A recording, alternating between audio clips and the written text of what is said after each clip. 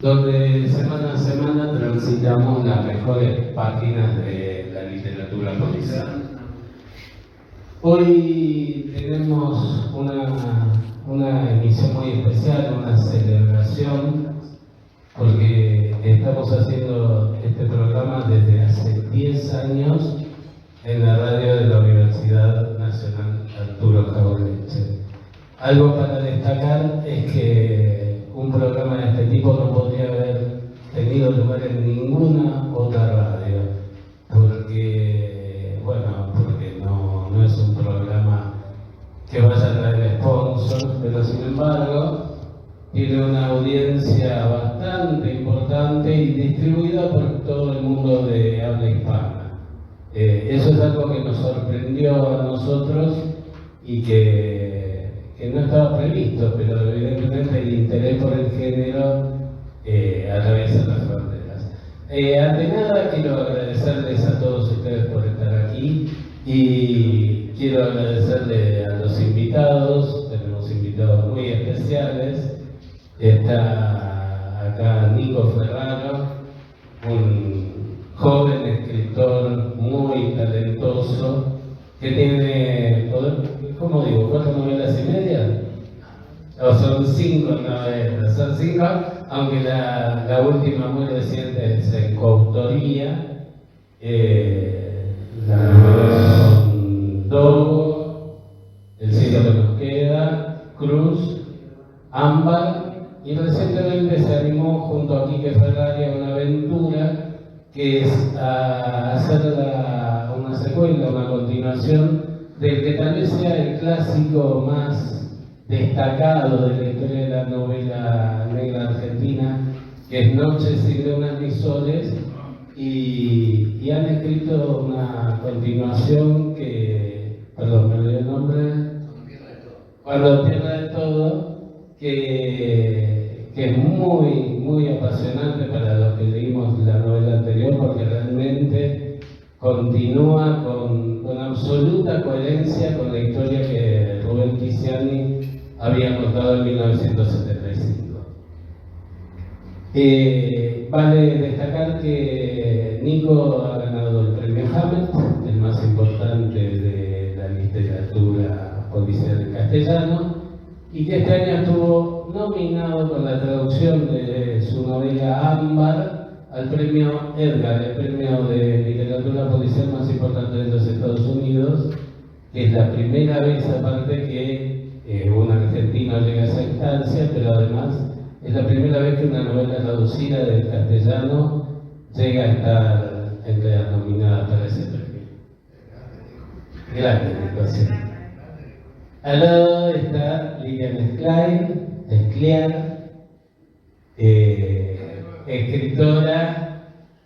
escritora y guionista, dramaturga. Es muy conocida, fue muy conocida una de las series que guionó, Mujeres Asesinas, no es la única, y ha escrito 2 novelas negras muy interesantes que se llaman Los motivos del lobo y Tumbas rotas. Y todos estamos esperando que escriba la tercera de la serie, que está pendiente y que nos tiene a todos en vilo. Y bueno, y junto a vale destacar que la primera novela de Liliana, que no era una novela negra, era una historia de ángeles, ganó el premio Planeta Latinoamérica. Y bueno, y al lado está Juan Sasturain, escritor, guionista de historietas, conductor de programas de TV y algunas otras cosas, que ingresó, digamos, al mundo de la novela negra a principios de los 80 con la serie del detective Echenique, y que recientemente publicó, que es la sexta, la séptima o la quinta. La quinta novela. Claro, entonces La quinta novela de la serie, esa que empezó en 1982, la presentó este año. Juan también fue ganador del Hamlet y aparte tuvo una actuación muy destacada como director de la Biblioteca Nacional. Agradecer también a los compañeros de la radio que están presentes, que están peleando contra la técnica para que todo salga adelante, al director de la radio, José Cáceres. Y bueno, y vamos a empezar con el núcleo del programa. Lo primero que quiero preguntarles es ¿por qué eligieron la novela negra como género? No sé quién quiere ser el primero en salir del toro, pero vamos a empezar la conversación por ahí. Yo creo que a mí me parece que empecé a escribir eso porque era lo que estaba leyendo en esa época. Yo creo que uno escribe porque lee o porque ha leído. Y a principios de los años 70, hace mucho tiempo, cuando yo todavía no tenía 30 años, es decir, hace 50 años atrás, leíamos generacionalmente, muchos de nosotros, cuando digo nosotros, digo Piglia, Soriano, Sacomano, Dalmaceto, Martini, etcétera, etcétera. Leíamos mucho novela narrativa norteamericana de los 60. Y dentro de la narrativa norteamericana de los 60 estaba la literatura policial. El policial yanqui negro que venía de los años 20, escritores como Dashiell Hammett, Chandler, Kane, McCoy, todos esos. Eso es lo que leíamos, leíamos muchas cosas, ¿no? Como todo el mundo, pero eso un poco marcó a nuestra generación. Muchos de nosotros, por ejemplo, Gordo Soriano, por ejemplo, Ricardo Pillo, las primeras cosas, el mismo Mempo Giardinelli, las primeras novelas que escribimos en aquella época son todas policiales. Algunos más cercanos a los modelos, o como tomando como referencia los modelos clásicos norteamericanos, otros no tanto, pero siempre con una ambientación argentina que jugaba con ese género nuevo. ¿Para qué nos servía eso? ¿Por qué nos dedicamos a escribir eso? ¿Para copiar a alguien? No, era porque nos servía. Era un instrumento para contar ciertas cosas. Era para contar lo que queríamos contar, que era lo que estaba pasando. Es decir, la situación de crisis en nuestros países, una crisis contada desde lo urbano, contada desde la violencia, contada desde el cambio, contada desde la política. Es decir, eso que está ya en las novelas canónicas de la serie negra norteamericana, ¿no? La relación de la violencia, el poder y el dinero. De algún modo, esas son las cosas que están escritas. No mencioné a José Pablo Feynman, la novela de José, todas las primeras. Todos tratamos de contar eso. Así que mi manual de perdedores, escrito en el año, empezado a escribir en el 72 y terminado en el 75, y publicado recién 10 años después, es el resultado de ese clima, que no es solamente argentino. Al mismo tiempo, eso mismo estaba pasando en España, pasaba en México, pasaba en Francia, en toda una generación de los que habíamos participado de las revueltas de los años, fines de los años 60, ese espíritu contestatario que suponía que el cambio social, el cambio político estaba a la vuelta de la esquina. De ese clima ha resultado un montón de escritores de todas estas. Bueno, y ahí empecé.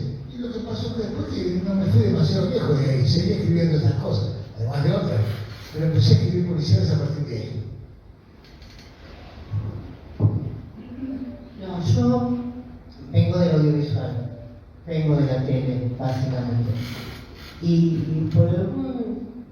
Siempre me encasillaron como asesina. Antes de mujeres asesinas, inclusive. O sea, y algo de eso hay. Digo, yo no puedo entrar a un banco sin ver dónde están las cámaras y pensar un golpe. Es puro que es verdad.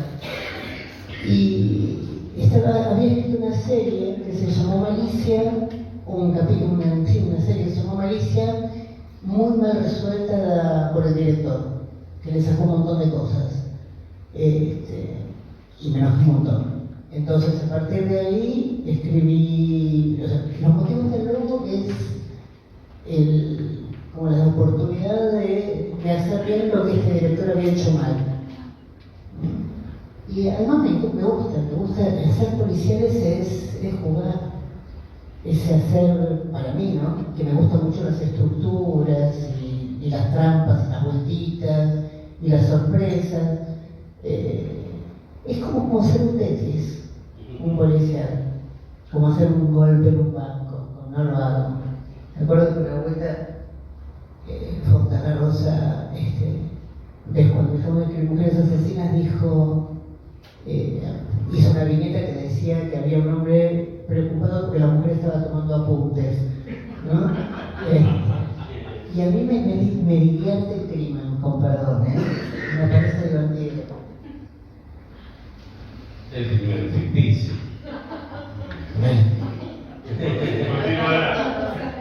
Yo quiero, el otro día, por el ADN descubrieron a los ladrones del magnífico robo del Louvre. Y todos lo lamentamos. Todos lamentamos que los detuvieran, ¿o no? Sí. Bueno, Sí. sí.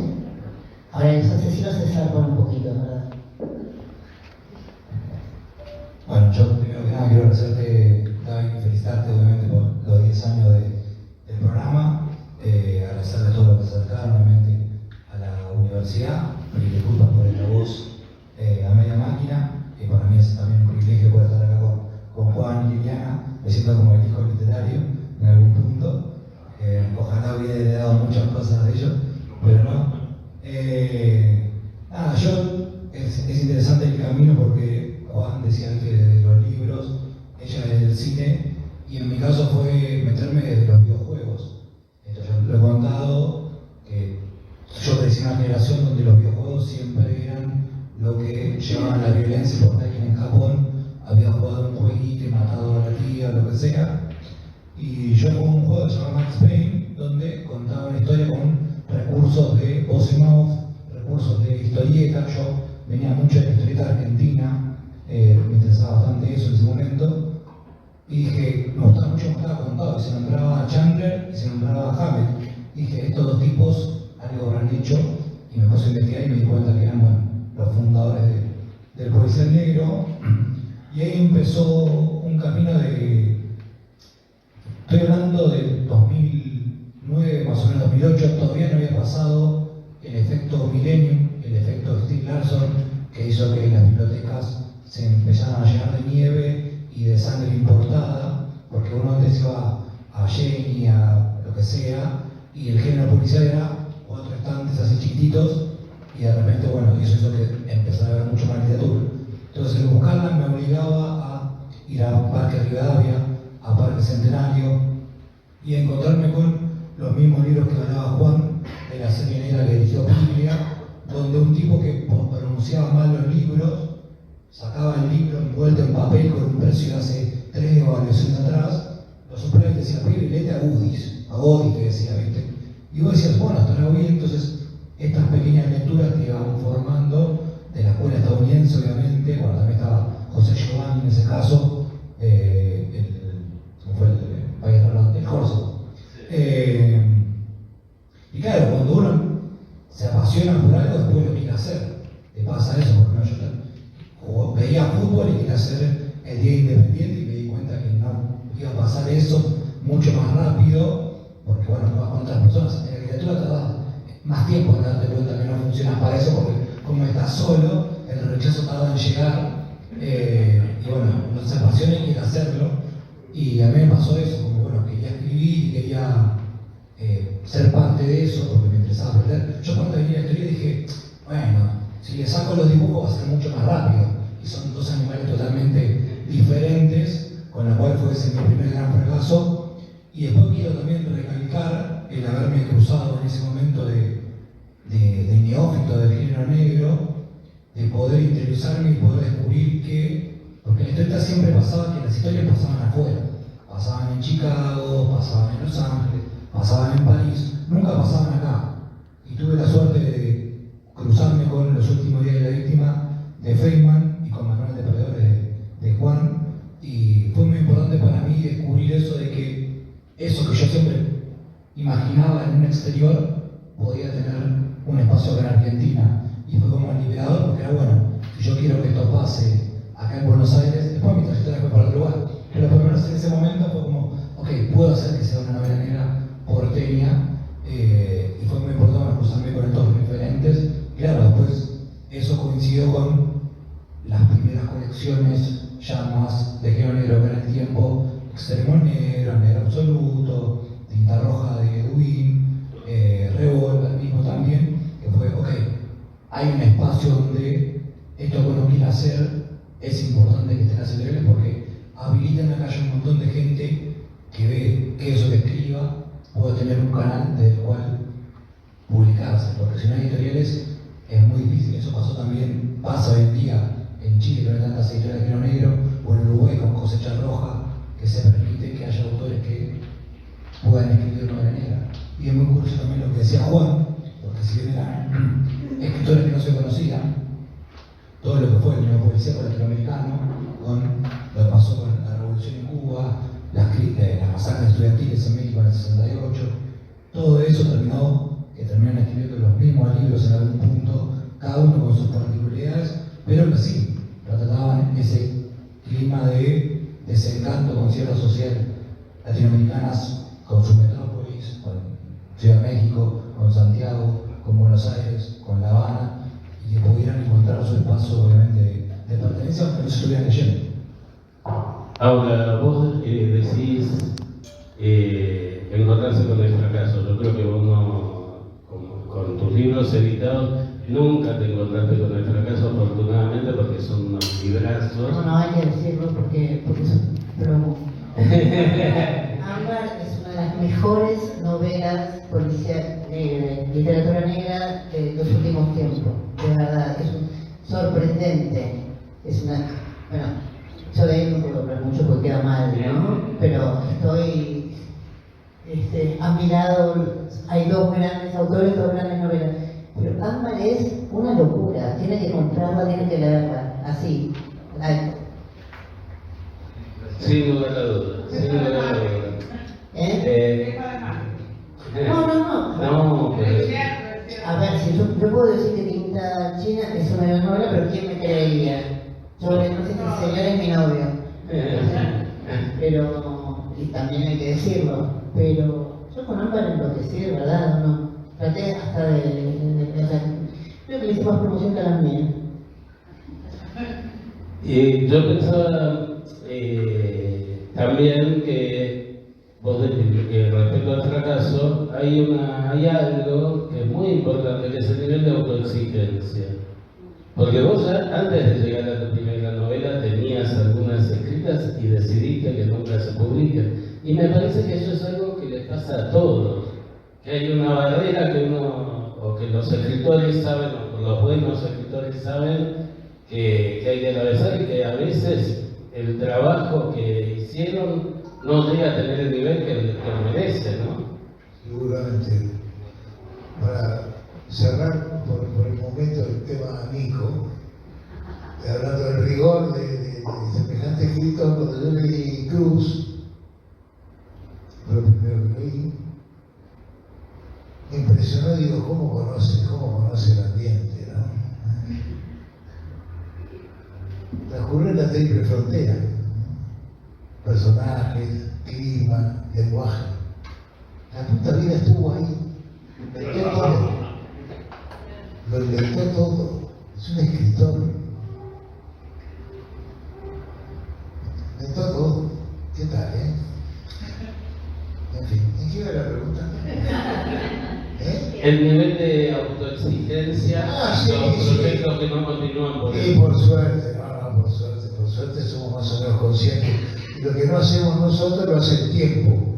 Yo terminé la primera versión de Manual de Perdedores, la terminé antes de cumplir 30 años, me lo había propuesto. Estábamos, hace hacer una referencia paqueta. Estábamos con el Gordo Soriano en el diario La Opinión. El elaborado de esto él trabajaba de colaborador. Y Osvaldo estaba escribiendo y terminando Triste Secretario el Final, que muchos lo leímos antes de que saliese. Y yo estaba escribiendo mi novela y nos mostrábamos los papelitos. Salió Triste Secretario el Final en el 74, después el Gordo se exilió, se fue. Y yo había entregado también mi novela en Corregidor, por suerte no salió, era horrible. Mi novela era bastante horrible. Esa primera versión de Manuel de Perdón tuvo que esperar 10 años para ser publicada, publicada recién en el 85. Así que bueno, lo que no hace uno lo hace la realidad, te acomoda, la realidad te acomoda. ¿Y la reescribiste? Sí, bastante, sí, la mejoré, supongo que la mejoré un poco, no lo suficiente, obviamente, pero bueno, 10 años. Es muy evidente recorriendo tu obra que aprendiste escribiendo también y a través de los libros el oficio y mejoraste tu calidad de escritor a través del tiempo. Inclusive no me cabe duda de que la mejor novela de Echenique es La Última Tinta China. Mirá qué lindo, bueno, es una buena noticia eso. Bioy decía, Bioy Casares decía que no le había privado a... Ustedes saben que la primera novela reconocida de Bioy es a ver, el compañero Alzheimer, ¿no? La invención de Morelos. La invención de Morelos. Que obviamente no es la primera. Hay 7 novelas que había escrito de muchacho Bioy a lo largo de los años 30. Que las llevaba a la imprenta y se las publicaban. Y salían y volvían con los ejemplares. Él no sabía que el viejo estaba atrás de él, que la agarpaba, ¿no? Y de lo que decía Bioy es que él no le había privado a la gente su aprendizaje. Es decir, todas esas novelas de las cuales renegaba, y con razón, son bastante espantosas, había tenido la posibilidad de publicarlo porque publicaba fluidamente, terminaba, la entregaba y el papá iba atrás de él y pagaba la imprenta, ¿no? No siempre uno tiene esa suerte, de que el lector le banque el aprendizaje, pero de algún modo siempre nos banca un poco, ¿no? Lili, yo quería preguntarte por la construcción de tus novelas, porque la verdad que son muy originales, muy interesantes y combinan elementos diferentes. Por un lado, son novelas negras, indudablemente, pero tienen la elaboración del policial de misterio, del policial de enigma, o sea, es un punto de encuentro de estas dos vertientes de alguna manera. Y además hay un elemento que me intriga mucho y que me gustaría saber cómo lo pensás ahora, porque atrás de la historia, digamos, hay una organización muy perversa, que es la que persigue y daña al protagonista, que es los Hijos de Saturno, una especie de secta que está en todos los negocios turbios posibles, esclaviza, tráfico, no tiene ningún problema para asesinar, es muy poderosa, está muy entrelazada con el poder. Y yo pensaba ayer releyéndola, lo único que le falta es reprimir a los jubilados los miércoles. ¿Cómo viviste en ese momento la figura de esta sociedad secreta y que no sentís que está emergiendo ahora todo esto? Pero yo la verdad que cuando, como les contaba, los motivos del luto, la derivación de esta matematicia y la consigna que me habían dado, yo soy, lamentablemente trabajo mucho de escriba, de que trabajo por encargo, era hacer un diccionario del mal. Y el lobo, que es el emergente de estos Hijos de Saturno, la novela se iba a llamar así, pero no se pudo llamar así porque ¿quién puso? Por Chabrando me imprimió el título también. Cosas que pasan. Yo pensaba cuando lo escribía que el mal, pensé en un mal absoluto, en un mal que no existía, me equivoqué porque todas las cosas que cuenta la novela después se verificaron en la realidad de la manera más espantosa. La trata, el narco, todo. Yo de verdad pensaba, pensé en un enemigo tan alto que la realidad no pudiera alcanzarlo. Me quedé cortísima. Parecía fantástico. ¿Viste? De hecho, claro, a veces la gente no tiene por qué saber que uno no escribe sobre la coyuntura. Escribe antes, porque hasta que termina de escribir, publica, distribuye, qué sé yo. En el momento en que salió la novela, coexistía con un tema de trata, había una noticia de trata laboral, de trata, o sea, de esclavos. Y me decían, claro, escribiste como si yo hubiera escrito a partir del diario, cuando en realidad fue totalmente premonitorio, lamentablemente. Ese fue uno de los ejes, un mal inexistente y me equivoqué. El otro tiene que ver con que el personaje es acosado por este hombre y no sabe por qué. Y a mí es un tema que siempre me ronda, que es que alguien te tome de punto y no saber por qué. O sea, yo hice una serie que se llama Se presume inocente, y es este sentimiento de que te lleva al preso y no poder demostrar tu inocencia, que te encierran en un manicomio y no poder demostrar tu cordura, que te hostiguen y no saber de dónde viene de dónde va a venir el tiro. O sea, que me parecen situaciones de absoluta indefensión. Entonces los dos extremos eran un personaje de absoluta indefensión frente a un mal exageradísimo. Me equivoqué las dos veces. Estamos todos en absoluta indefensión frente a todo esto que pasa. Impresionante. Ahora, hay otra característica de tu novela que me interesa mucho, que es la presencia de Borges, que está, por un lado, en el nombre del protagonista. Daniel Parodi obviamente hace referencia a don Isidro Parodi, pero además en la estructura del enigma de la novela está Borges presente todo el tiempo. Esa es la parte del juego que a mí me divierte. En la novela, este malísimo, el lobo, le manda la agenda de los crímenes al investigador en clave literaria, con fragmentos de un cuento de Borges. Esa parte me encantó hacerla, me divirtió mucho encontrar ese mecanismo. Y además, pues bueno, te permite escribir también, te permite ser referencista de alguna manera. Yo admiro mucho, o sea, me gusta mucho más leer que escribir. Me divierte mucho más leer que escribir y admiro muy verdadera y honestamente a los autores. Entonces, la posibilidad de referir a autores, por eso uno de los núcleos de la novela es una librería. Uno escribe para darse los gustos, no para ganar plata, obviamente.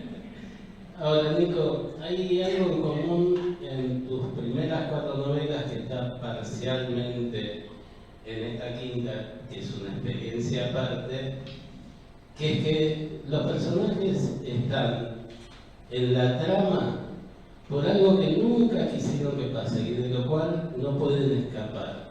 En todos los casos, ¿cómo funciona esto? Como estar vivo, creo.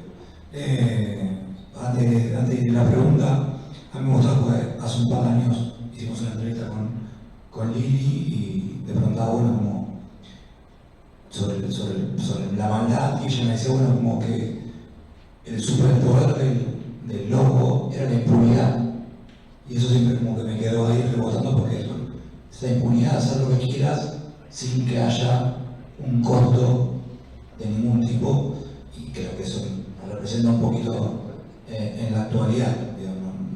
No puedo hacer nada más que estar acá y refugiarse como mis personajes en algún punto. Es un poco la escuela estadounidense de la década del 50 de los personajes también de David Bowie, de gente que no tiene nada que ver pero que termina pagando los platos rotos, porque me parece de última una figura a la cual me puedo sentir más cercana que un criminal 100%. Entonces, a mí me interesa que haya un poco de tiro, me interesa que pase un poco de acción en la novela, porque sí, me aburre bastante, pero bueno, tiene que estar cubierta con algo la historia. Entonces, bueno, trato de que los personajes siempre terminen pagando los platos rotos, sobre todo de sus familias. En el caso de Cruz, en el caso de Dogo, en el caso de Ámbar, son personajes que se encuentran muchas veces rodeados de una violencia que viene desde arriba o desde el costado y que tienen que tratar de ver cómo salvar de eso. Eso como que me interesa. Pero no solo podría pensar como la violencia en sí, como el retrato, sino como también la consecuencia de la violencia. En Cruz la novela trata del hijo de un criminal así archiconocido en la Triple Frontera, que cuando su hermano cae preso, a él le queda la obligación de hacerse cargo del legado familiar al que tanto tiempo rechazó. Se ven en esa encrucijada de: mi hermano siempre me protegió, lo voy a defender y tengo este código de honor, y eso implica aceptar la herencia, o lo voy a dejar a pata y voy a rechazar el legado y todo lo que significa. Entonces, en ese sentido, la lealtad implica siempre una traición a sí mismo o a la familia. Entonces, esos son el tipo de preguntas que me interesan, porque muchas veces cuando me preguntan, bueno, ¿qué es la novela negra? Es como, bueno, es la historia de la moral puesta a prueba, mediante la posibilidad de un delito, mediante la posibilidad de una acción. En este caso, entonces, eso creo que nos empatizamos todos, porque nos obliga a ponernos en los zapatos de otra persona y ver cómo van a salir medianamente airosos o no. Y obviamente también es el retrato que yo sí, lo que más me interesa es que trato de mejorar novela a novela, de que la línea entre buenos y malos esté cada vez más difuminada, porque obviamente en nuestro día a día, si bien está el logo, la mayoría de la gente hace lo que puede. Entonces, en esa, a veces somos los buenos, a veces somos los malos, a veces hacemos las cosas bien, a veces hacemos las cosas mal, y eso me interesa que esté bordeando obviamente a los personajes, porque me parece que es cuando se descubren a sí mismos y cuando el lector, creo que de última, puede llegar a, no te digo descubrir algo sobre sí mismo, porque me parece un montón pedirle a alguien que le pase eso con mi novela, pero de última, pasarla bien, y de última, si te queda rebotando algo, decir, mira, pero bueno, es en algún punto literatura de evasión al mismo tiempo, pero al mismo tiempo creo que está hecha de todas las cosas que uno no puede escapar como autor, y como lector entiendo que tampoco. Y ahora le vamos a preguntar a Juan.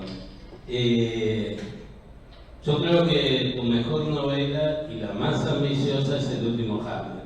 Así como Nico ahora reescribe a Tiziani, vos te animaste a reescribir a Hamlet, reescribir su último cuento, en una historia muy compleja que además contiene una serie de operaciones literarias, varias reescrituras, muy interesantes. ¿Cómo fue que te animaste a semejante libro?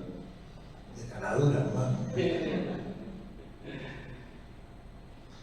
El escritor del que estamos hablando, Dashiell Hammett, fue un escritor que todos admiramos profundamente, que escribió 5 novelas en un periodo muy cortito, un fenómeno similar al de Roberto Arlt, que escribió prácticamente todas sus novelas en 4 o 5 años y luego dejó de escribir. En el caso de Hammett, dejó de escribir ficción, digamos. En el caso de Hammett, escribió Cosecha Roja, La llave de cristal, El halcón maltés, El hombre flaco, en 5 años. Y luego no escribió más. No es que haya decidido no escribir más. No puedo escribir más. A los 40 años se cortó el chorro, digamos, ¿no? A lo largo de eso estamos hablando del año 34, cuando él tenía 40 años, y vivió hasta los 61. En determinado momento se escribió algunas cosas más, intentó escribir algunas cosas más, ¿no? Y cuando quedaron sus papeles, su mujer, su compañera de muchos años, su albacea literaria, la escritora Lilian Hellman, publicó alguna cosita de la que quedaba. Y lo más largo que quedaba eran 60 páginas de una cosa que se llamaba Tulip, que era el nombre del personaje. Esas 60 páginas era un texto que no tenía nada que ver con lo que habitualmente él escribía. Era escrito en primera persona, una persona que se identificaba con él en una época en que vivía esos últimos años marginado, fuera de Nueva York, viviendo de prestado en una casa, no en la miseria, pero de prestado. Y escribía, recibía un amigo que le decía que por qué no escribía, y se ponían a hablar de por qué no escribía, que tenía que escribir sobre él, que él era un buen tema. Esa discusión, con otras divagaciones, dura 60 páginas. Cuando yo leí ese texto dije, esta novela la voy a terminar yo. Modestamente. Hay antecedentes. Hay antecedentes. No todos muy felices. Bueno, hay la novela inconclusa de Dickens, que tiene varias terminaciones, que varias la han escrito. La última novela que dejó Raymond Chandler, que le escribió Robert Parker, con resultado bastante desastroso. Bueno, así que yo lo que hice fue, lo pasé de primera persona a tercera, al personaje le puse Hamlet y empecé. Las 60 se convirtieron en 600 y pico. Trabajé con la biografía de él, el personaje, y a partir de ahí deliré. Eso. ¿Metiste a un argentino en la ¿Cómo? historia? Siempre hay algún argentino que tenía que aparecer. Entonces la ambienté en el momento que él estaba escribiendo. Eso es en el año. Murió. A ver, toma. Espera. Lo maté.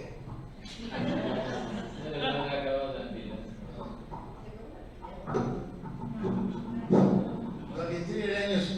Sí, está bien. Entonces, lo ambienté en el año 53, en el momento, en el lugar donde él estaba en ese momento escribiendo, lo puse en presente entonces, y partí de dos cosas, partí de ese texto y partí de otro texto de Hamlet, que es el capítulo 7 de La Comandés, que es un cuento inserto. Sam Spade, es decir, Humphrey Bogart en la película, le cuenta a su cliente un cuento.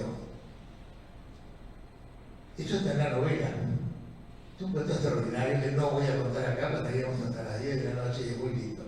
Entonces, a partir de ese cuento se hace referencia a un personaje que elige perderse en el mundo y anda por el mundo con un nombre cambiado hasta que regresa.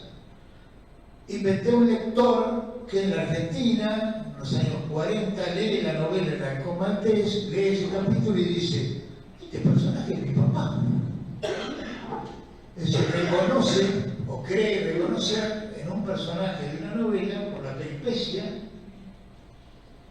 a que es su padre. Entonces, viaja a buscar a su padre, en busca de Hamlet, en busca de la historia, ¿no? Así que la combinación de esas dos, de la expansión de las 60 páginas más la historia de este delirante, es lo que constituye el entretejido de esas historias, lo que constituye el último Hamlet, con la cual he remado mucho y he disfrutado muchísimo. Y esa historia de Pierce después te da pie a una segunda novela. Claro, una novela que se llama Pierce. ¿Cómo?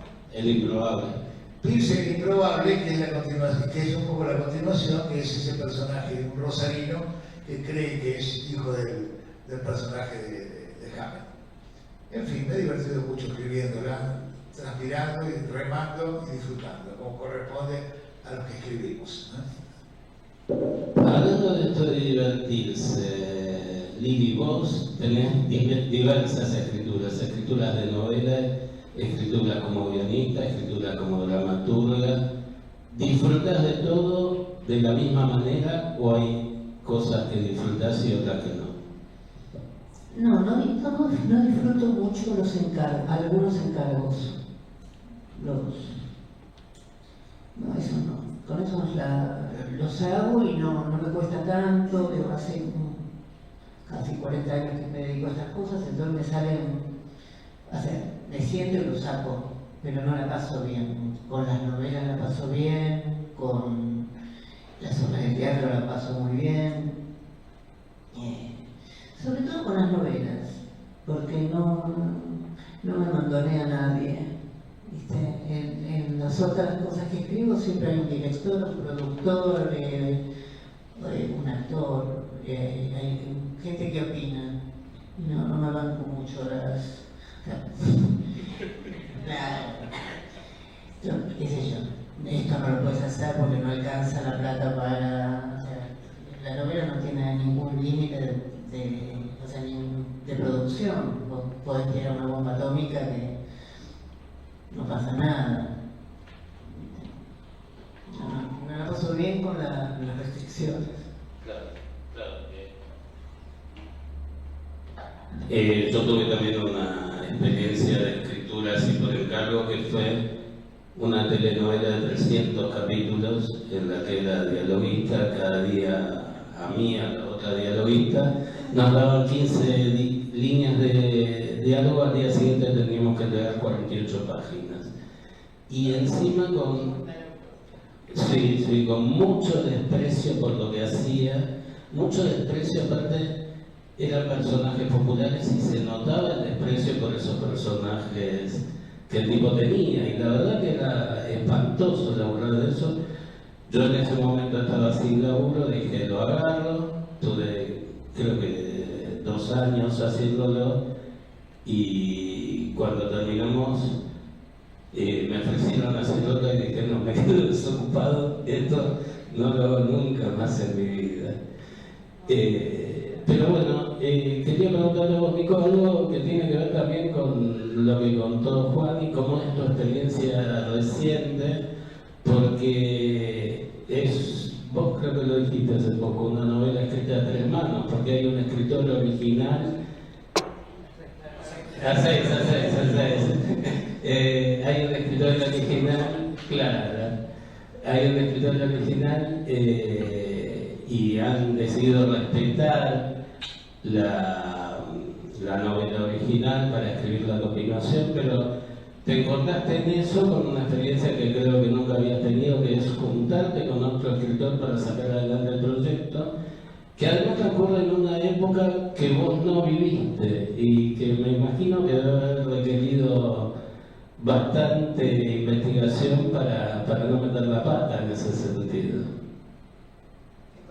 Sí, la novela, bueno, nos pasa a nosotros, a los sectores, sobre todo de género policial, que somos como bastante compañeros, compañeras, ya desde la semana de Gijón del 88 para acá. Entonces como que nos gusta homenajear a aquello que amamos. Yo me acuerdo, por ejemplo, en Manual de Perdedores hay un capítulo en el que se nombran casi todas las novelas policiales escritas en Argentina, mismo obviamente en la novela de Lili, ya no solo Parodi, sino también la librería se llama Negra y Criminal, como se llamaba, una librería emblemática del género negro en Barcelona, que supo obviamente apoyar al género cuando el género no llegaba a la mesa del Corte Inglés, de FNAC y todo eso. Entonces siempre como que nos gusta rendir homenajes, y yo no quiero caer en poner personajes que estén echando un libro porque ¿viste? Son todos criminales y no sé, ponerles un libro me suena a que se va a ver más el autor que el personaje, entonces trato de no caer en eso. Y nada, me gustaba, obviamente justo se cumplían 50 años de la publicación de Noches sin Lunas ni Soles, que fue una novela importante en la historia del género negro, pero que no tuvo la repercusión que quizás tuvieron Los últimos días de la víctima, o Manual de Perdedores, o Triste y Solitario Final, sino que es una novela casi oculta.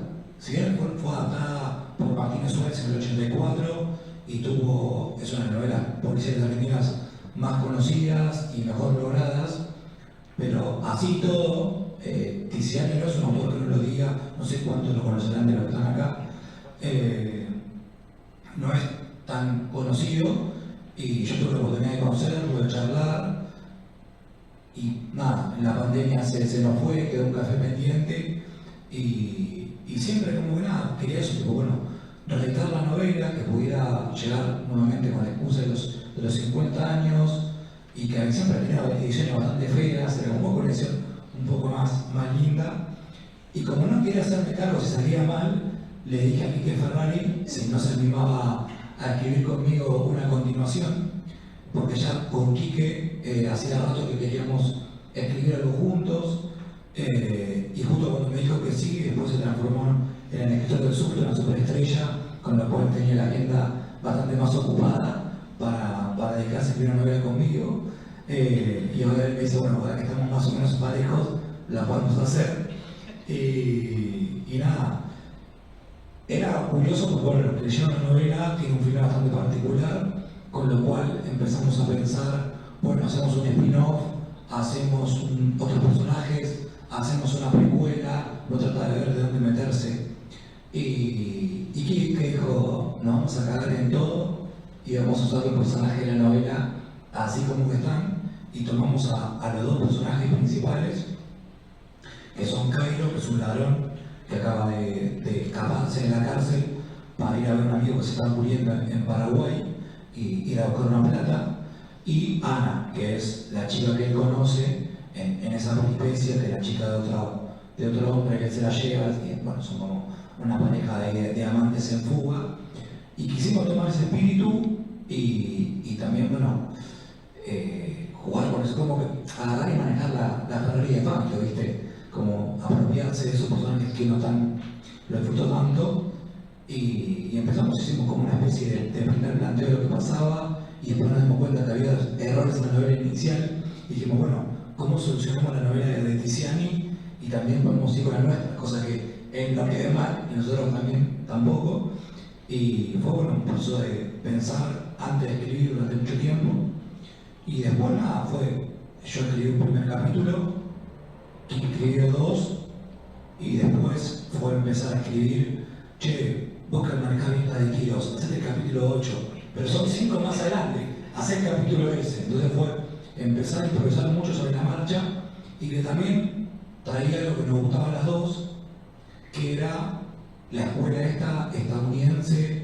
de la escuela PAL, de escribir casi a pedido, con el deadline encima, porque aparte de eso, queremos sacar la novela este año porque la deficiencia sale este año, nosotros no queremos salir mucho tiempo después. Entonces fue, che, tenemos 2 meses y medio, ¿podemos hacerlo?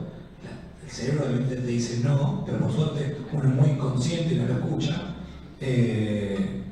salvo cuando vota, y después, bueno, fue meterle, y fueron 58 días desde que entregué el primer capítulo hasta que la terminamos, con lo cual hay muchas erratas, pero bueno, ese es otro tema para la segunda edición probablemente, que no creo que exista, pero fue muy divertido, o sea, escribir todo el tiempo la novela pensando en, bueno, cómo vamos a homenajear a diferentes personajes. De hecho había un homenaje a Feynman, que después lo terminamos sacando, hay un homenaje también a Guillermo Orsi, que es otro gran autor de novela negra argentina. Era como hacer pequeños guiños que nos divirtieran, que tuvieran parte de este momento de actualizar la novela. Y también esto que vos decías, claro, Quique y yo somos dos escritores que, si bien si los analizamos tenemos temas en común, ahora en la formalidad de escritura no somos parecidos. Utilizamos el coloquial, pero el más conetiano, y yo soy más, no sé, yo fracaso como todos, lo quiero copiar. Entonces, bueno, lo tenemos a Tiziani con sus maneras de escribir, entonces tomemos esto que él hizo como nuestra guía sobre el cual poder ocultarnos. Entonces, esa voz que es muy característica, porque lo importante de esa novela fue que llevó la realidad, el coloquial, las voces, la jerga, el argot de esa época, muy particular obviamente, muy añejado hoy por hoy, pero que hicieron que esa historia que siempre pasaba afuera, pasara en el obelisco. Eso para mí es lo más interesante de esa novela, por encima de la trama, por encima de la peripecia, es el uso del lenguaje puesto a un género que siempre priorizó el lenguaje popular. Entonces, eso es una investigación de agarrar la novela, subrayar todas las expresiones que yo no conocía y aprovecharlas, reutilizarlas, porque bueno, con eso en primer plano, claro, le llama la atención a la gente, eso yendo oculto detrás de el bufoso, estaban girando, lo que sea, mexicanear, por ejemplo, diferentes palabras que fuimos tomando, y nada, es una experiencia que para mí estuvo buena.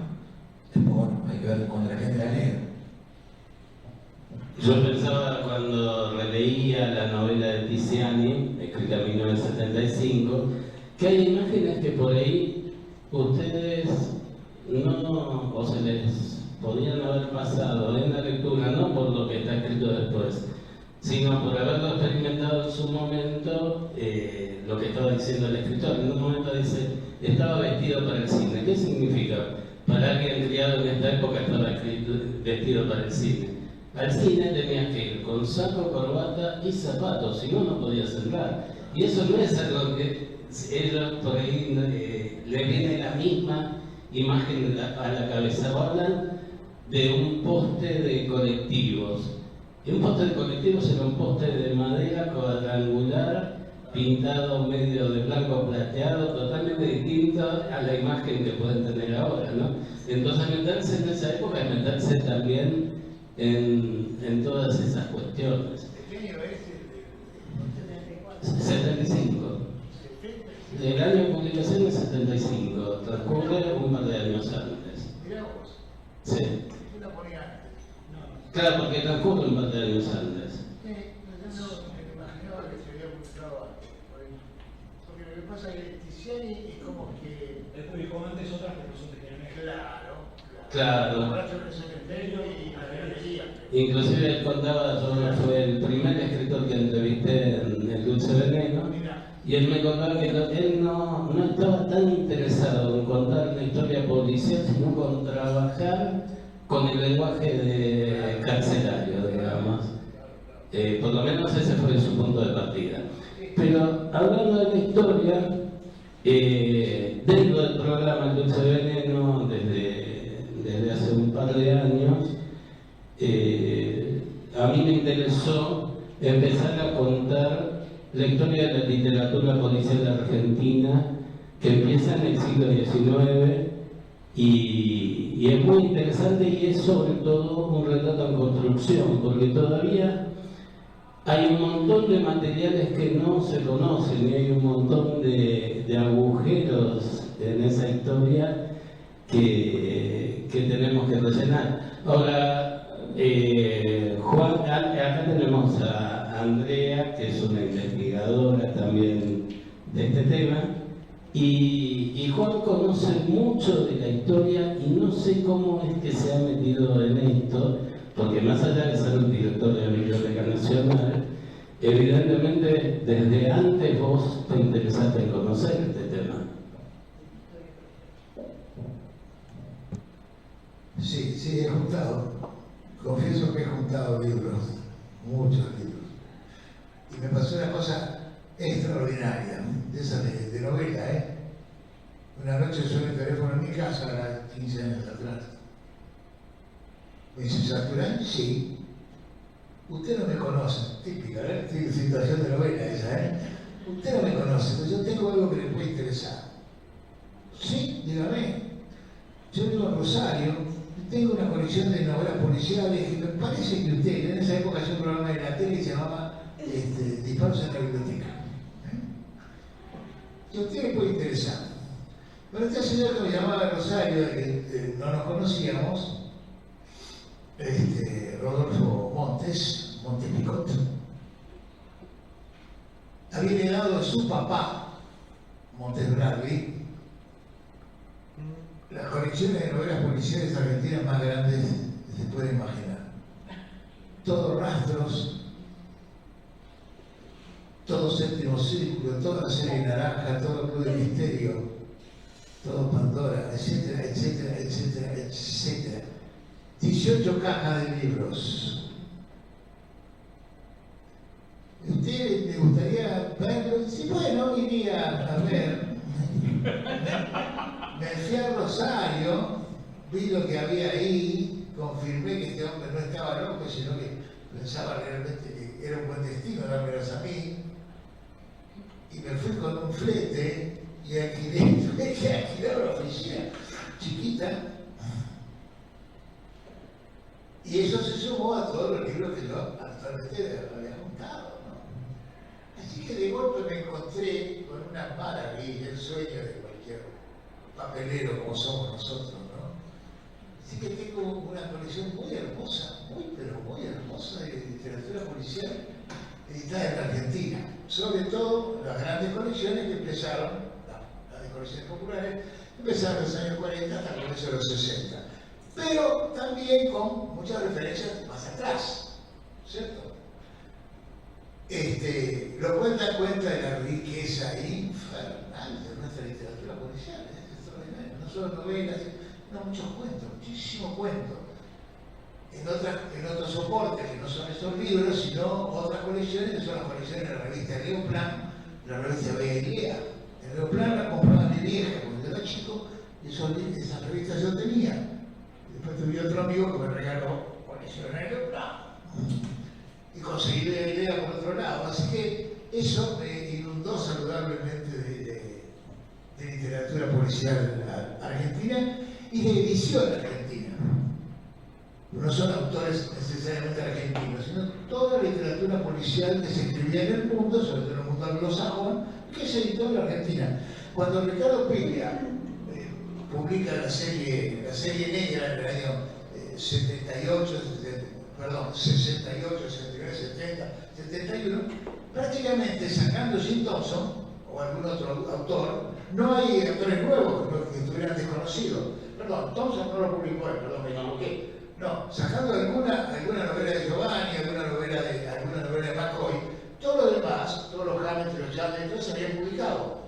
Lo que pasa es que habían salido en esas colecciones populares que, entre comillas, nadie leía. Porque era literatura de kiosco, literatura menor y nadie le daba pelota. Lo que hizo Ricardo fue releerla desde otro lugar literario e ideológico. Las puso en valor, digamos, ¿no? Bueno, nada, todo eso está.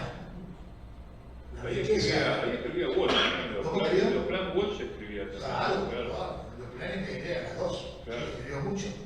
Escribió prácticamente casi todos los cuentos de los años 50 los publicó en la revista. Publicó ahí. Sí, exactamente.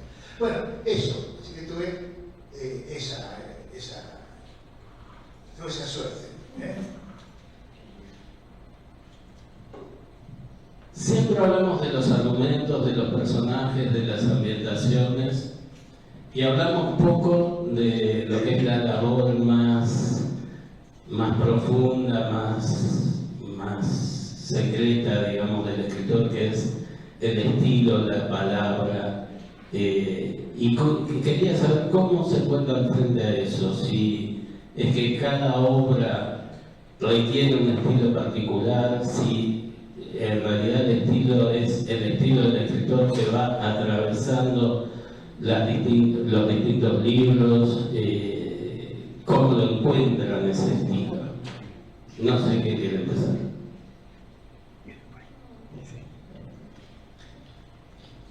Para mí cada tema trae su forma.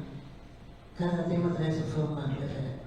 Mi primera experiencia en novela, que no es policial, tuvo otro ritmo. Lo que siempre hay es un romance con las palabras. Esta cosa de encontrar en la descripción que la gente lo pueda palpar. ¿Viste? O sea, hacer una descripción lo suficientemente amorosa y bien escrita. A mí me gustan las palabras. Me gustan las palabras, o sea, no me gusta contar mal. Me gusta eso, me gusta pelearme con las palabras. La primera novela yo la escribí en un año y tardé 5 en editarla. Porque me faltaba la bolita, la palabra. ¿Viste? Vos tenés la foto, tenés la imagen, tenés la película en tu cabeza, pero que eso, ponerlo en el papel, es un hermoso trabajo. Algo que, bueno, se diferencia muchísimo de mi trabajo audiovisual, ¿viste? Porque todo lo cuenta el diálogo. Yo valoro mucho a mis guionistas, también me enojaba mucho a veces, pero el construir la imagen es una belleza. Fíjate que todos hablamos de lo que nos divertimos, ¿viste?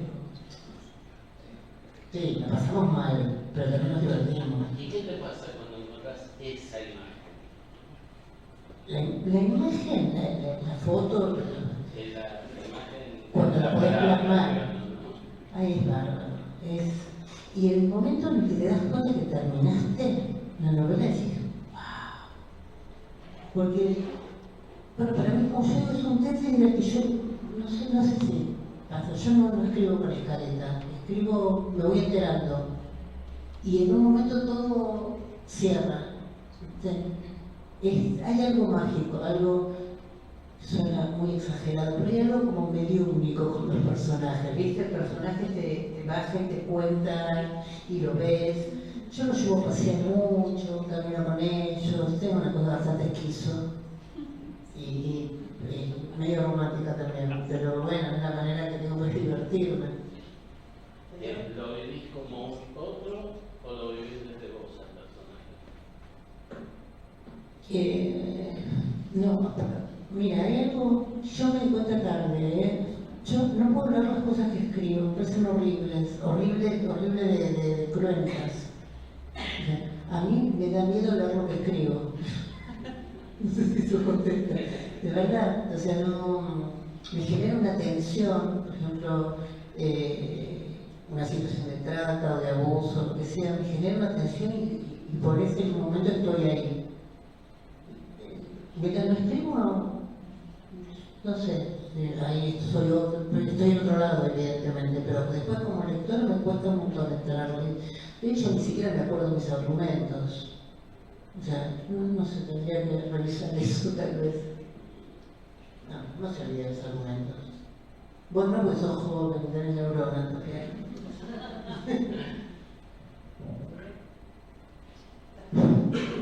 ¿Qué?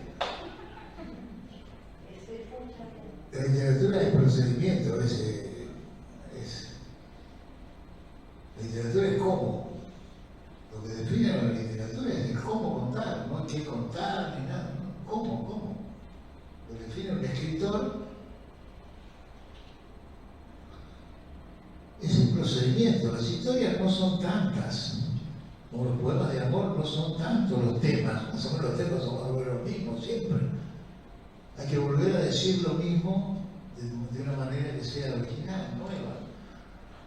Y eso es puro, como decía Miguel, trabajo con el lenguaje. La literatura está hecha de palabras, no está hecha ni de personajes, ni de argumentos, ni de nada. El otro día hicimos un descubrimiento literario, si te interesan los temas. Hay un cuento un hermoso cuento de Rodolfo Walsh que se llama Las Tres Noches de Isaías Bloom. Un título que tiene un título absolutamente walshiano.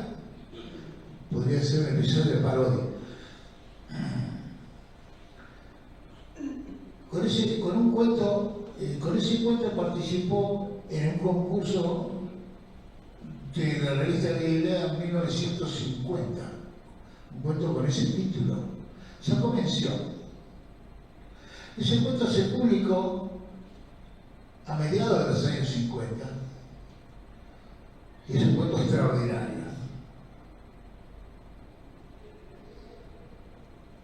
Había algo que no cerraba en ese cuento publicado en el 60, que había sido el que había participado en el concurso del 50, y que no es el mismo cuento. Lo busqué la publicación original en Galilea, y el cuento que se llama Las Tres Noches de Isaías Bloom, firmado por Walsh, es el mismo argumento, pésimamente contado. Por algo Rodolfo renunciaba o renegaba de aquellas primeras cosas que escribió. Son la misma historia, Uno se encuentra extraordinario y el otro se encuentra mediocre. Y es el mismo argumento contado por el mismo autor en dos momentos. Es extraordinario, es muy lindo.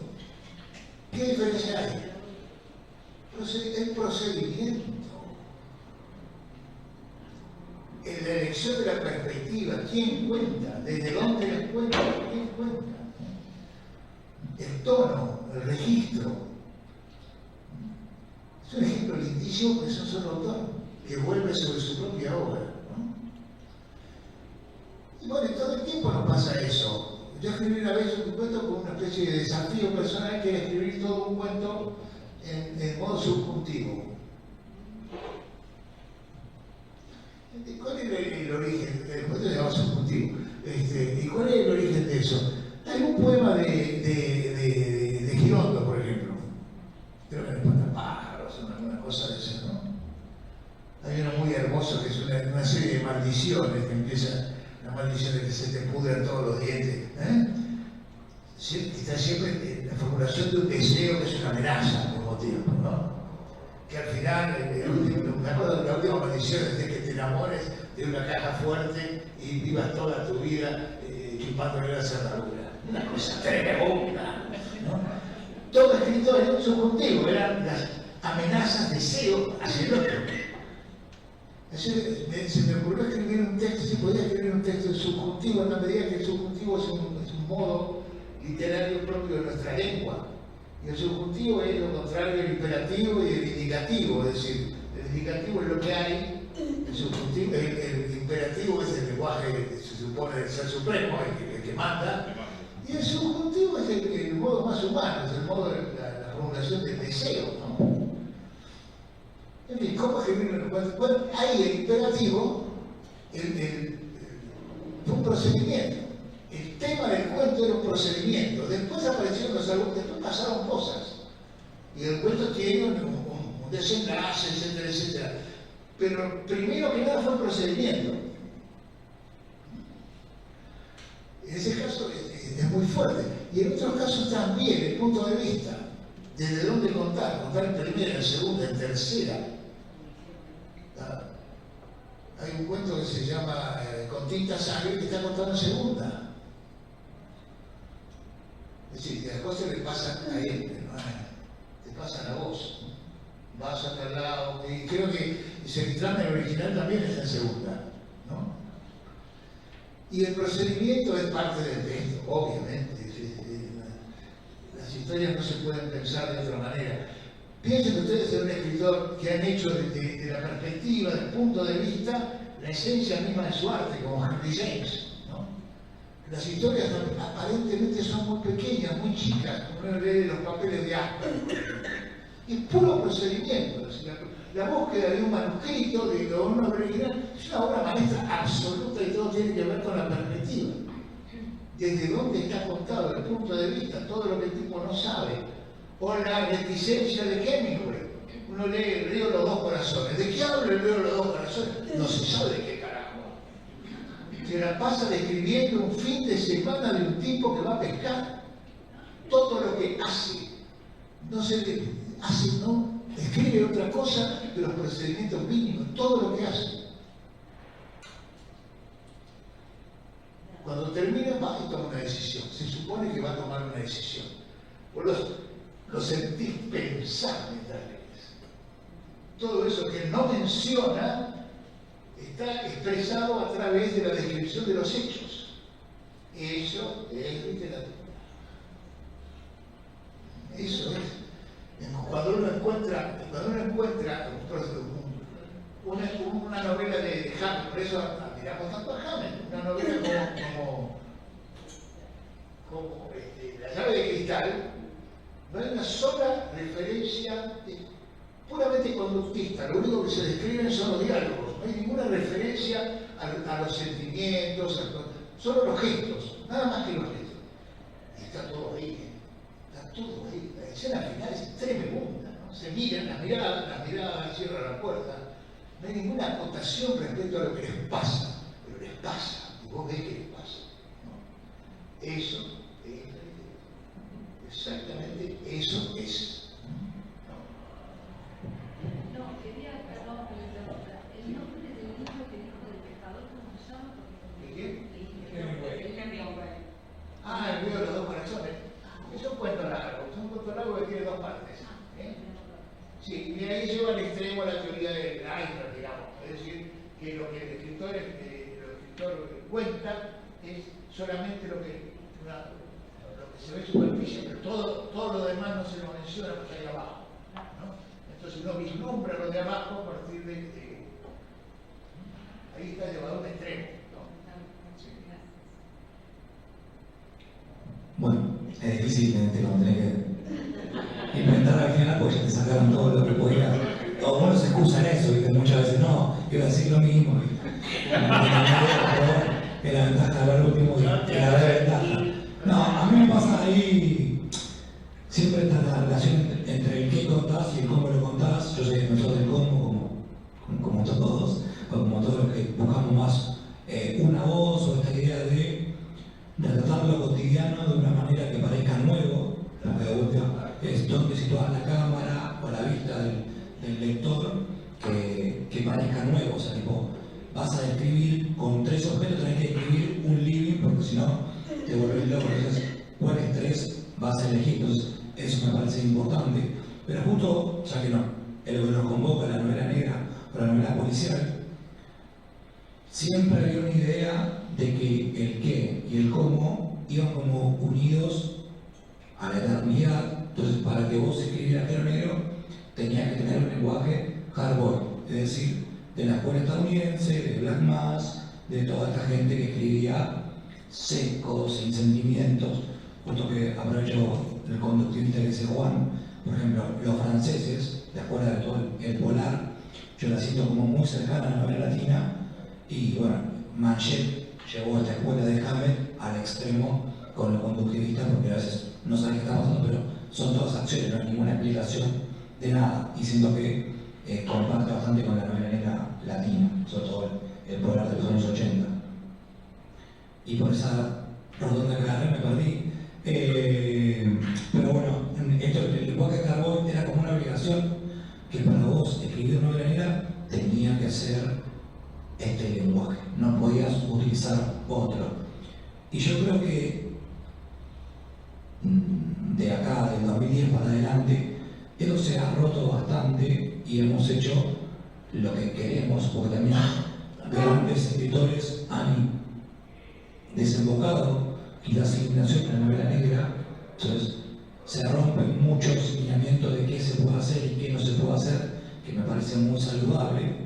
Pero a mí me pasó cuando yo empecé a escribir, sobre todo ya las novelas que no pasaban en la ciudad, que empezaban a pasar en ambientes más bucólicos, que obviamente el espacio me obligaba a llevar a otro lenguaje lo que yo quería contar. Entonces aparecían tintes más poéticos. Y cuando yo se lo daba a gente para leer, me decían, esto no puede ser así, porque la novela negra tiene que ser así, así, así. Yo era como, ¿quién dice eso? Entonces, como, entiendo, todo bien con Hammett, todo bien con Jim Thompson, todo bien con Elroy, pero yo quiero escribir otra cosa. Entonces, uno tiene ahí la potestad. Por eso a mí, Noches sin luna ni soles, me parece que tiene eso interesante, como también muchos de los autores de esa generación que después dijeron, bueno, basta, el modelo de estadounidense que pasa acá, que tenga, obviamente, él tiene capítulos que son homenaje a Reno Chávez directamente, Paco Taibo también, Vázquez Montalbán, Andrés Martín, etc., en España, pero que se hacen cargo de sus propias sociedades y ponen, obviamente, sus propios temores, sus propias ansiedades y sus propios lenguajes. Entonces eso me parece que se fue rompiendo. Y pues uno, claro, en los textos va jugando con las herramientas que tenés. En el caso de Cuando pierde el todo, esta novela con Quique, es una novela en tercera persona, pero él dijo algo que me parece interesante, por eso lo voy a hablar y porque lo dijo él, puedo decir que es interesante.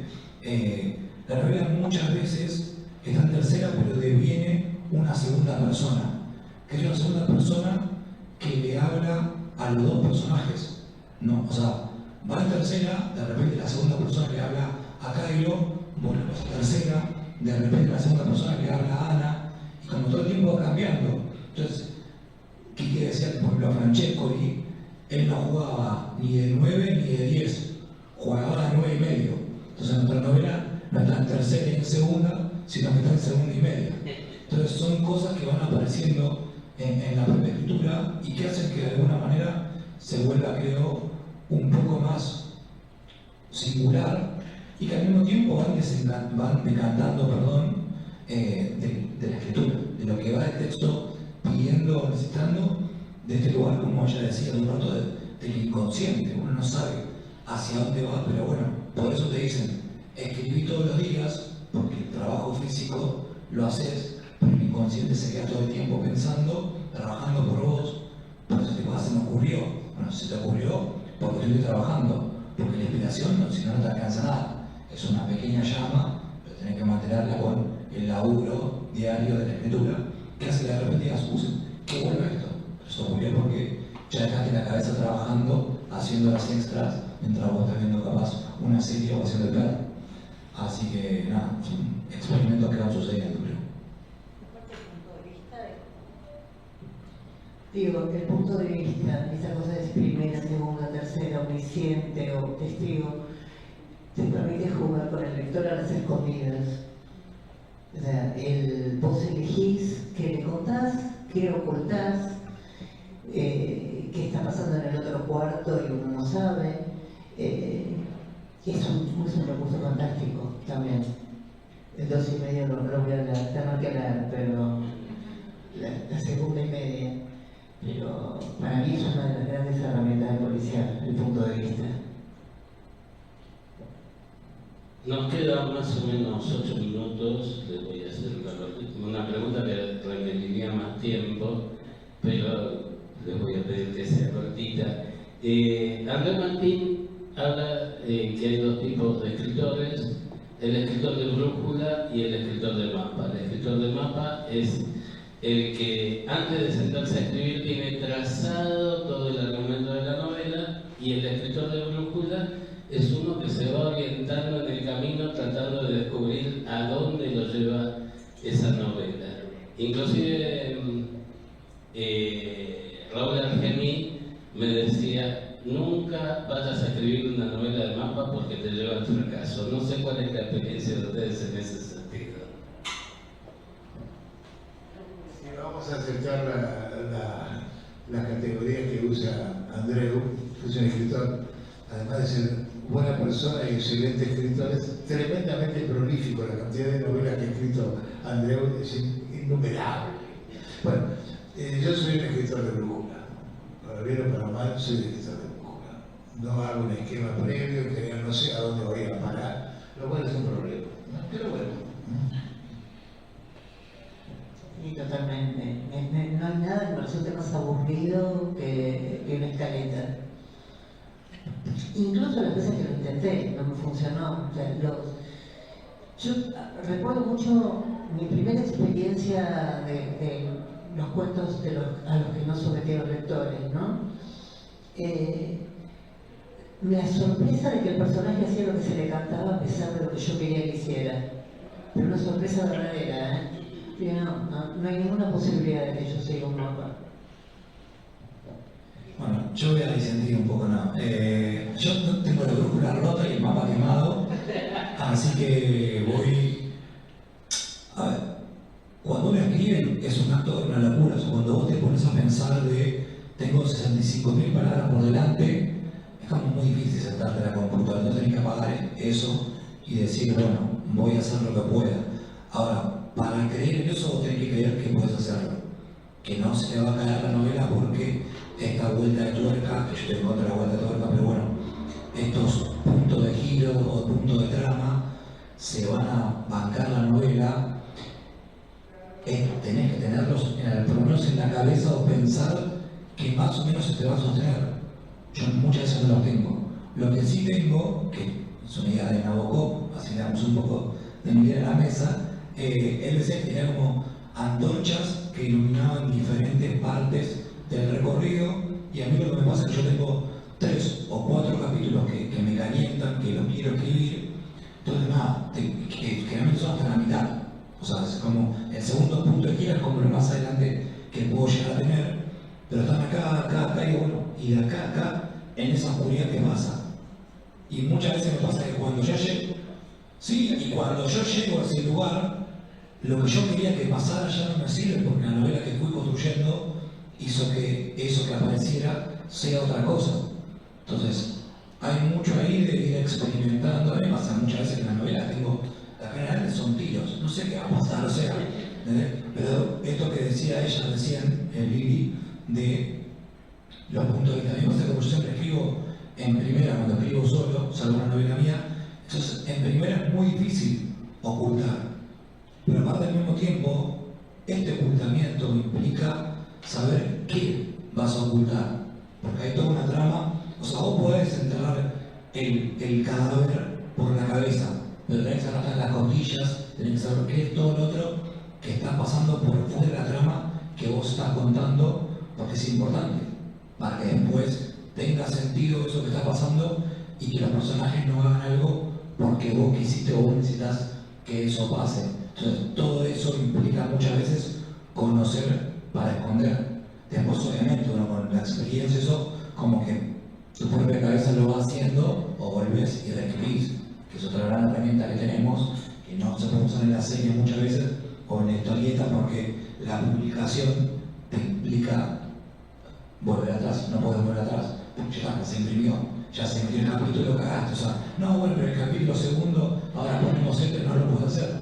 Y eso se nota mucho, sobre todo en las historietas de largo aliento estadounidenses, no sé, de la Niña Vértigo, son 60 números, vos vas viendo cómo los guionistas en los primeros 10 números van tanteando para dónde quieren ir, y después van como piña, pero después no lo pueden corregir esos primeros 10 capítulos.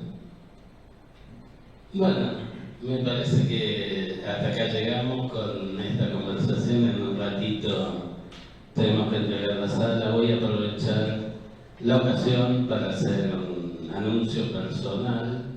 Algunos ya lo conocen, porque acá está Ramón Taruela, el editor de 1000 botellas, y a partir del Dulce Veneno, justamente, y del recorrido por la historia de la literatura policial argentina, yo había compilado todos los cuentos policiales de Art.